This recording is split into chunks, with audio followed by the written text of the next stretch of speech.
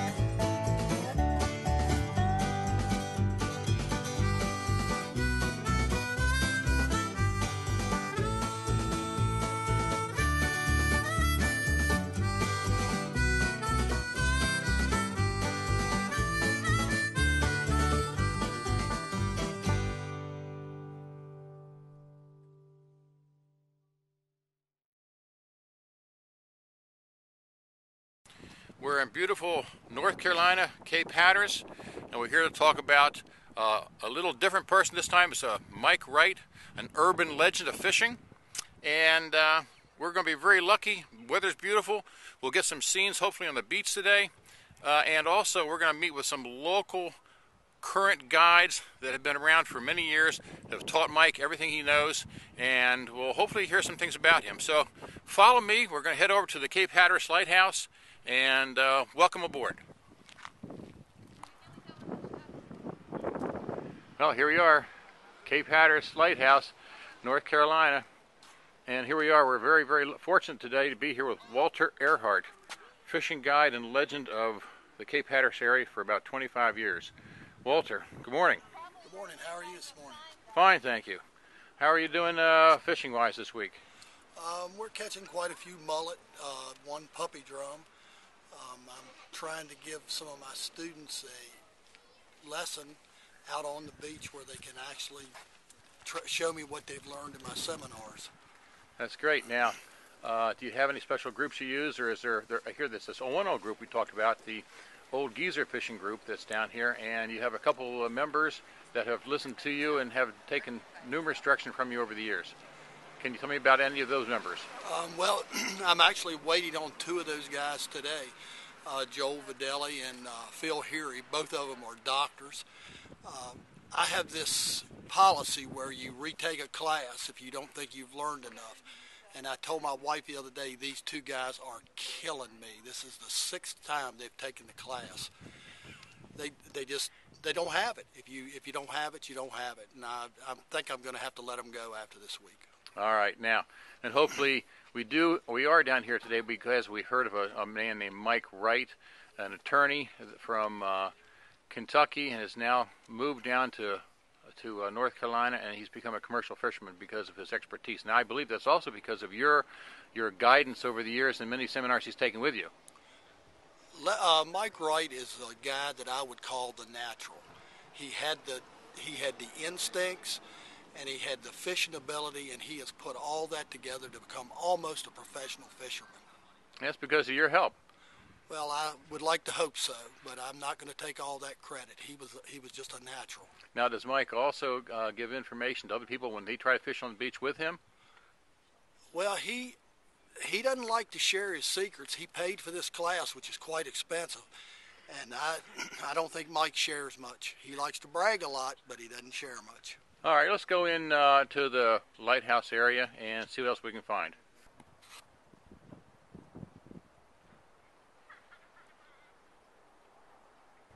All right, Mr. Earhart, this is your location for your seminars?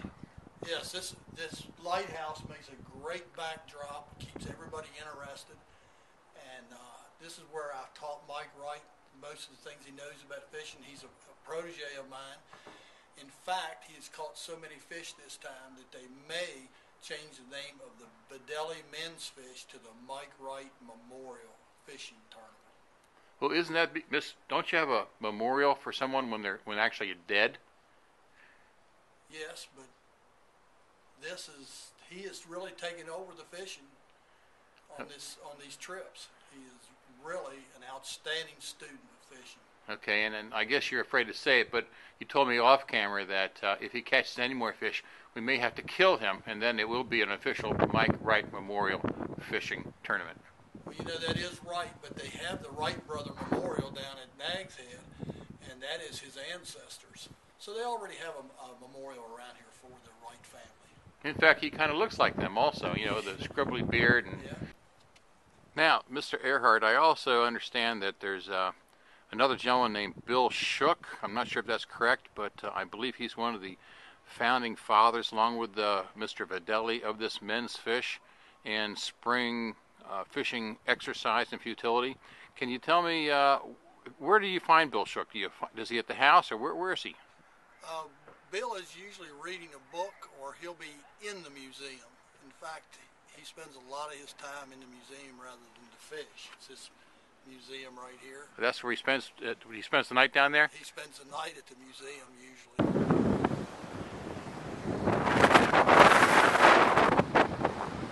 Well, here we are, Cape Hatteras, Tuesday morning, 10 o'clock, trying to catch something. Just got to the beach. Feel like I'm in the middle of the winter duck hunting. But can you see the lighthouse behind me? Beautiful day, windy. We're going to do our luck. All right, here we are at the furthest most point of Cape Hatteras, on the point. And panning around. We're going to see Joel and Phil out there in the distance. I'll be out there in a minute with them. But you can't get any farther out than this. This panoramic view from where I'm standing. At the point.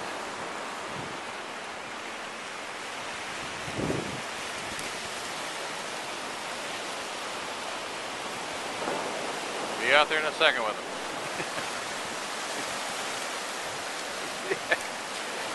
Everybody's catching them.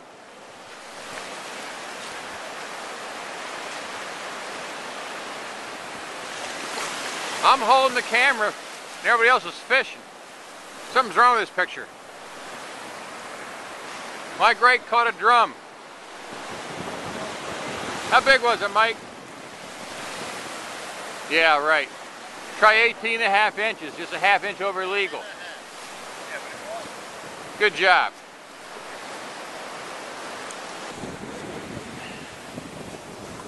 All right, Michael. 2. He's got 2. He's got 2. Show him, Joel, what we're trying to fish for.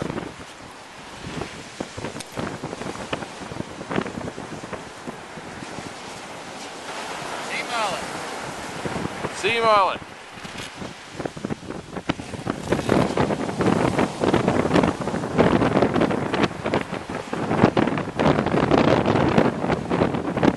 Pretty soon we're going to call this the Mike Wright Memorial Fish instead of the men's fish, because we're going to kill him. Because we're going to kill him for catching all the good fish. He's got 2.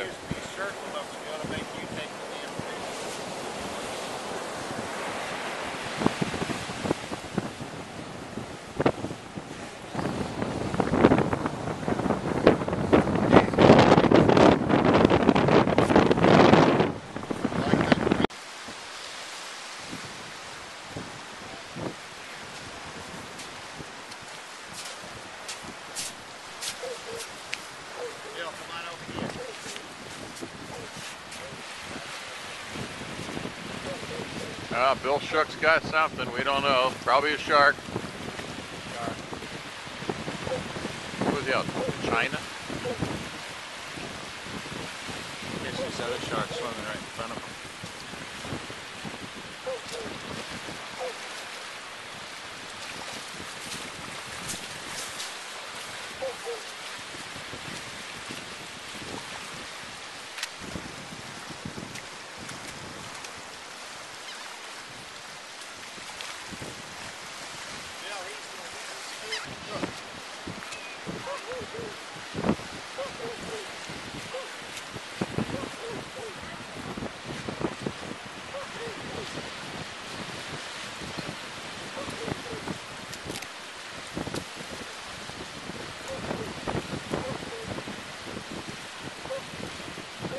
Biggest shark of the day so far.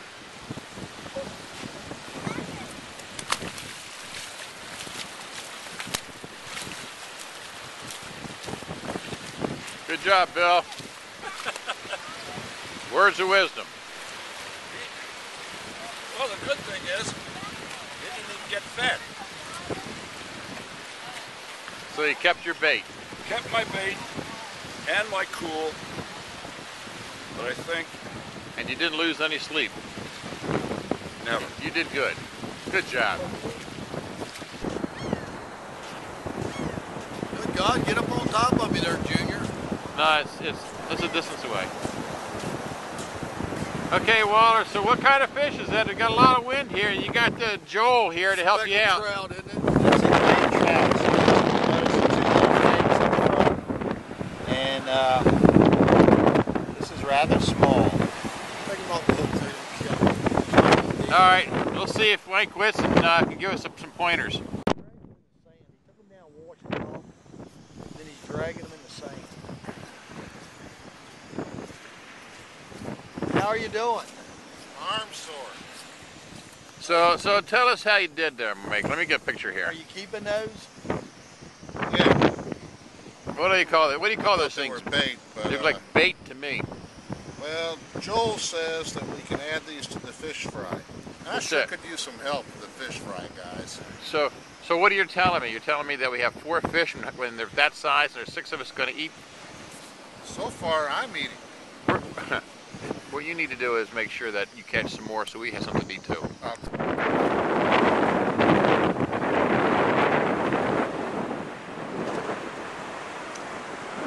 Here we are, the rest of the group, waiting for direction from Mike Wright. As of right now, he's contemplating what he wants to tell them. Now, Mike, I know it's windy, Yeah. and you just caught something. What do you have there? Well, you know, this is what they call an Gotta talk Avon. louder. This is what they call an Avon blue. Avon blue. Yeah, it's a very rare fish. Very rare. Let Let me me- show the other guys, if you don't mind. You know, I want to show them what they need to be fishing for. Okay, let's walk over there. Yeah. Now you can see these things are big, and they really put up a fight. Yes, Takes a real angler to pull them in, you know? it was with years of experience. Well, that's what it is. Now, these guys over here, you know, in their day, they were really good. Okay. So, you know, I'm going to be nice to them. You give him a break, maybe. Yeah. Give him. Hey, Pop. Hey, let me get over here. Goodness gracious. Look at the size of that. Yeah, this is one of those rare Avon blue. This is what I was telling you about. If you keep trying, you can catch one of these. Oh, that's very nice. Just out of Yeah. curiosity, how long did it take you to beach that bastard? Well, it was probably about an hour and a half. These things Yeah, are they're real fighters. Yeah. Real fighters. If I can make a suggestion, it's a little sandy. Perhaps you want me to wash it off for you? Anything but that. But keep trying. It's going to work out for you. Just keep on trying. Thanks, Sonny.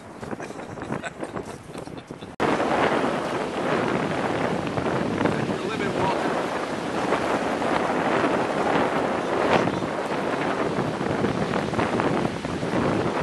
As in mind.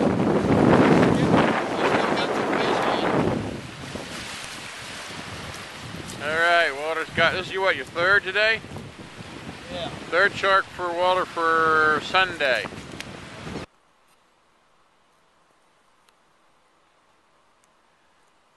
Here we are with Dr. Joel Videlli, a longtime fisherman, many years of experience. Plus, he also works in a bait shop now. So he's one of the all-time fishing greats of the Cape Hatteras area. Dr. Videlli, are you awake? Yeah, What is there a problem? yeah. What might be the problem? Well, I taught Mikey Wright how to fish. And there's just no sense in being out there. He catches all the fish anymore. And so you just kind of sit around on the beach chair and look at your pole, and he's bringing fish in. So I'm just not going out anymore. Thank you. But Dr. Fidelli, weren't you like one of the all-time greats? And didn't you also teach Mike Wright for like last of 8 years? Yes. You would think that he would show some compassion towards you. No, not a single bit. He doesn't give you any pointers? No. All he does is he uses my chair, uses my rod holder, uses my bait. What's the sense? Well, I'm really sorry to hear that. I hope you have a rest of a good week. I hear you're down here for a couple more days.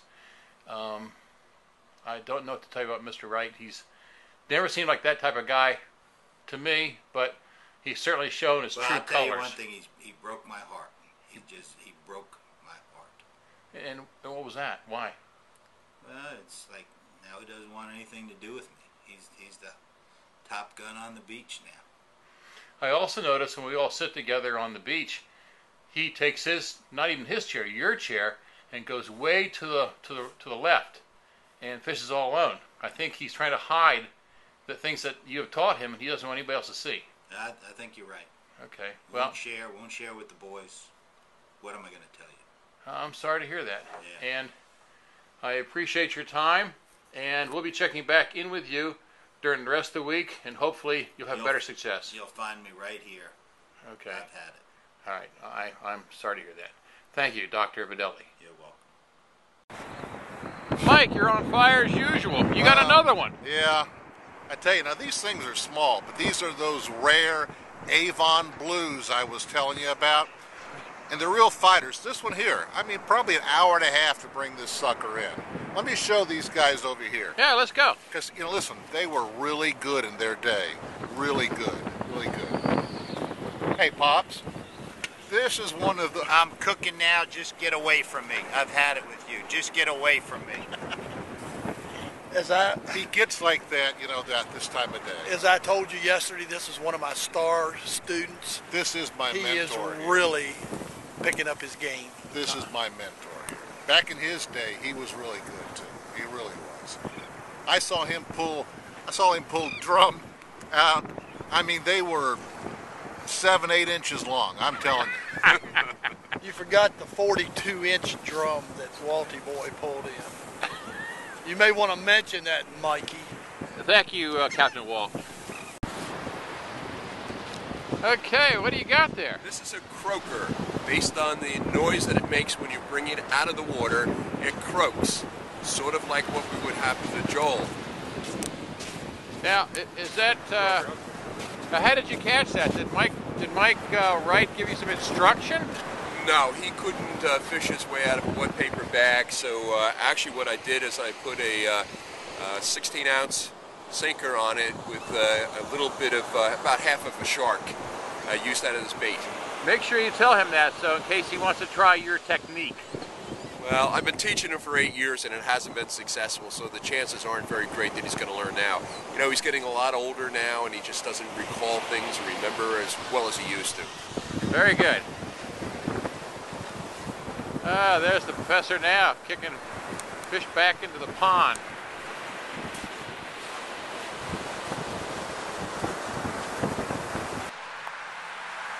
All right, here we are at the crack of dawn for this group, about 10 to 15 in the morning. We're at Frank and Fran's, and we're getting ready to go buy some bait. Mike Wright has given us the directives. He's still getting up. There's no reason for him to get up early because he will catch more fish than anyone else, so he says. But here we go. We're going to go walk into Frank and Fran's. Sometimes, oh, wait. Here's Bill Shook, another fishing legend of Cape Hatteras. Bill, would you have a minute to come over and talk to us, please? What's up? Morning, Bill. Morning. We're just morning. great. I'm just fishing. We're fishing here with today with Mike Wright. He's from Who? Mike Wright, I believe, from Kentucky. Have you ever heard of him? Obviously, you have. Well, listen, Bill. Can you tell us? You've been a fishing legend here for numerous years. Can you tell us anything about Mike? Listen, I don't want to say anything bad about the guy. I like Mike. He's a nice guy and everything. But this fish that he's caught, I should say several fish, have just gotten under my skin and into my craw. I mean, to go on and on about a 4-inch fish that probably weighs, it weighs less than any of the weights that he had on his line.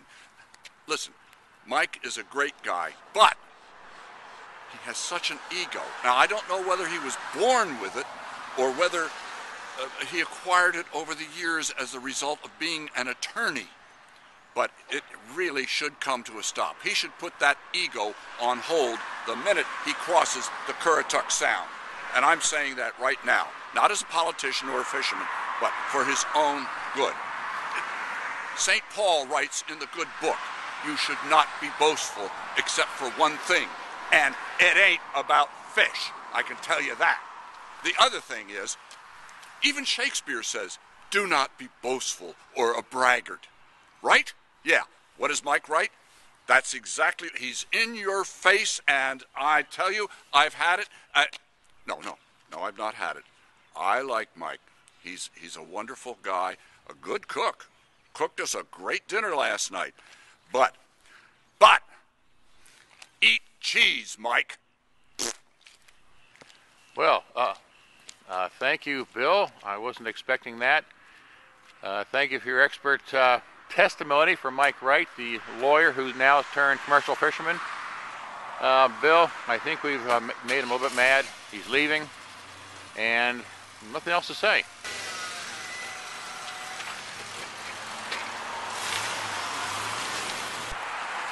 Well, there we have it, folks. Another unsolicited testimonial about Mike Wright, the new fisherman of the block.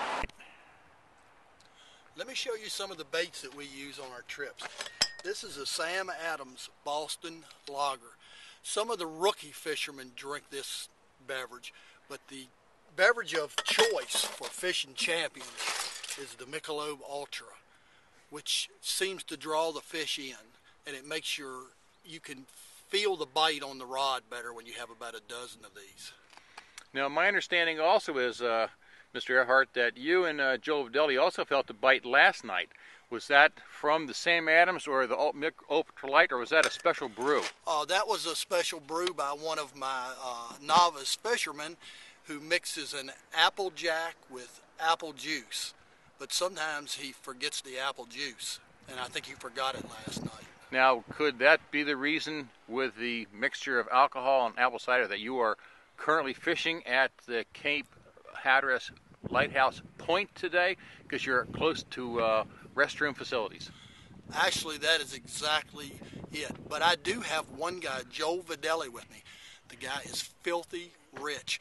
He wipes his behind with a wolf pack towel and leaves them on the beach for anybody that can wash them up and use them as, and they're actually souvenirs. Oh, that's tasty, and I appreciate that comment. I think we're going to have to go to the upper channels because that's no longer a G-rated show. Thank you. 4:30, Sunday afternoon at the Point. There's Phil, Walter, Joel, Bill, some other guy, and then Mike. He's over here on this side. We're at the Point. Not a whole lot going on. We want to see Mike's fish in a while.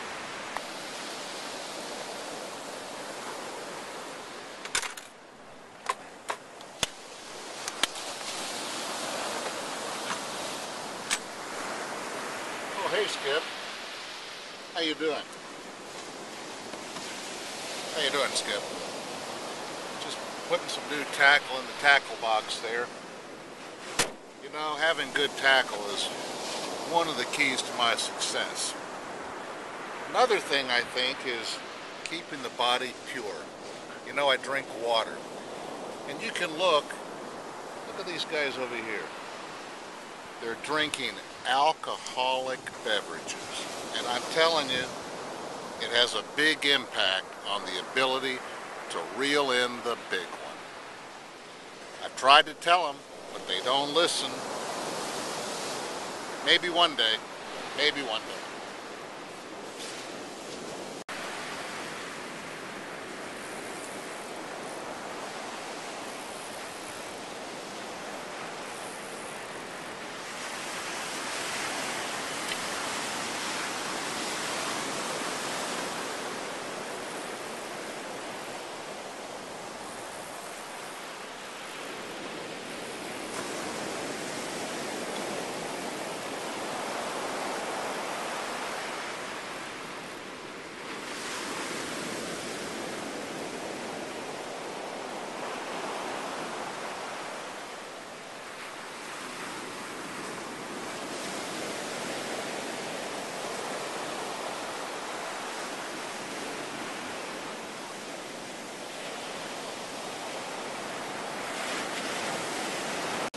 Skip, this is called North Atlantic salmon. A lot of people confuse this for blowtoads. It's North Atlantic salmon. Very rare, very difficult to haul in. But I'm telling you, it's the best eating you'll ever have. Really. I think we've caught about 4 of those this week. I say we. It was really me. They caught about 4 of them this week. And I think the other guys are starting to get a little pissed off about it, to tell you the truth. But in any event, great fish. Great fish. Hell of a fighter, as you can see. You can see, I mean, it's just hard to keep the thing on the line. But I tell you, it's a day like this that makes fishing wonderful.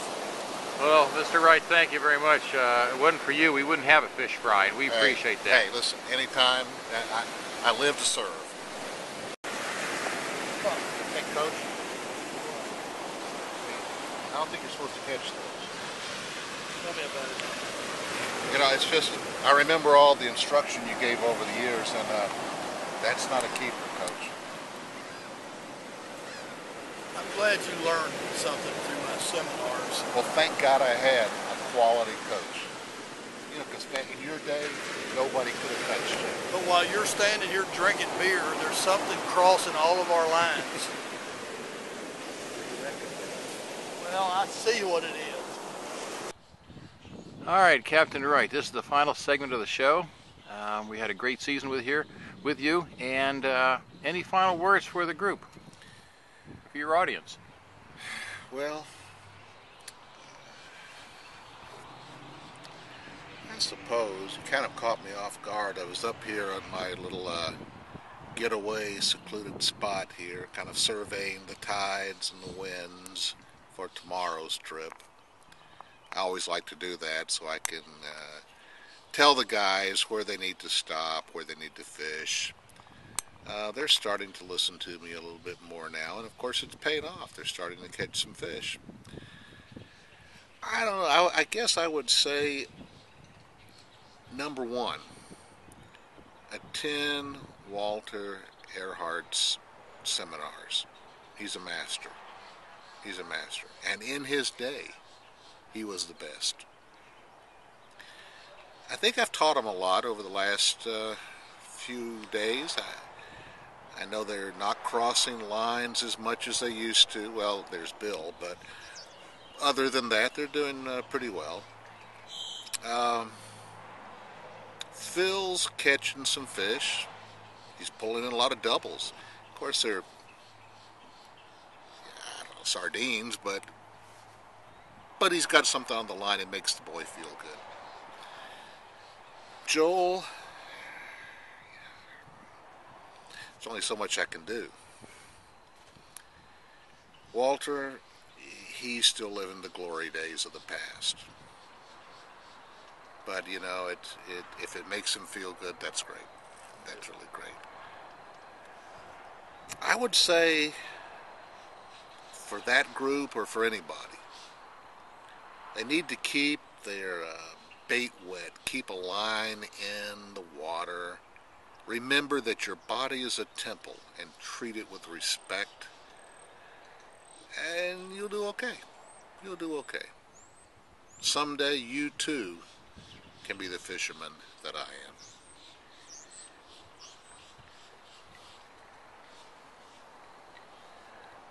Thank you, Captain Wright. Words of wisdom. We appreciate your time and hope to see you next season on This Old Fogey Fisherman. All right, this is the closing segments of our This Old Fogey show, and on behalf of the show, I'm Walter Big Drum Earhart. I'm Bill Shook. Bill Heary. Joel Videlli. and I'm Skip Phipp. Thanks for seeing the show, and we'll see you next season. That's it.